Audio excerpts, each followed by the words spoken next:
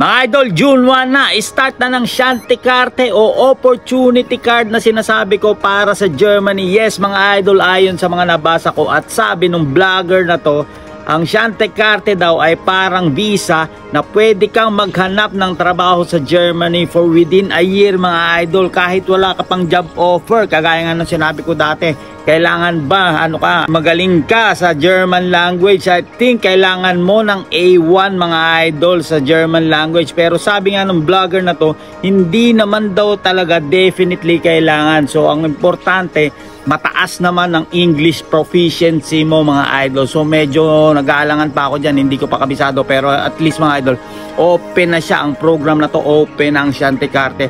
I-send ko ang link ng Shanty Karte dyan mga idol. Alam niyo ba, kinilik ko yan, kinilik ko, tapos sinubukan ko kung mag-a-apply ako. Eto nga yun nangyari. So pag scroll mo, pag open mo ng ano na to, ng website nila, pag scroll mo, apply now, pupunta ka dun sa baba.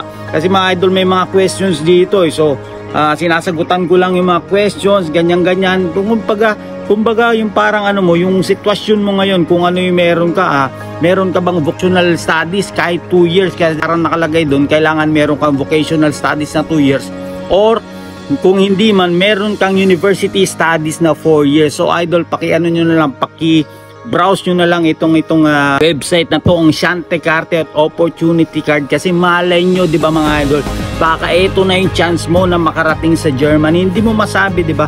Pero napakagandang program. Start nga ng June 1 mga idol. Browse lang kayo dyan, may mga questions dyan, answerin nyo lang. Tapos ang bandang huli nyan, tanungin ang pangalan mo, tapos yung email address mo. Tapos idol, meron din siyang parang calculator dyan na tinatawag. So ang kailangan mo ay maka-accumulate ka ng 6 points para mag-qualify ka dito sa opportunity card na to o Shanty Karte. Tapos pag 6 points ka yan, pwede ka na mag-apply. So saan ka mag-apply? I-check nyo yung website na yan, i-check nyo yung browser na yan mga idol.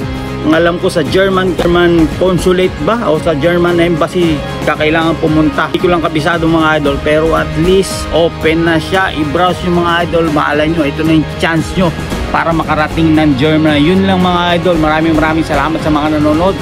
Itong idol nyo sa Norway, yung mga nasa Germany dyan mga idol, paki-comment nga kung ano tong Shanty Karte na to o yung opportunity card na to. Malamang sa malamang hindi mo pa rin alam, dahil marami akong tinanong na mga nasa Germany, hindi nila alam yan mga idol. Itong idol niyo sa Norway, follow mo, bye bye. Check nyo yan idol, marami kang matututunan.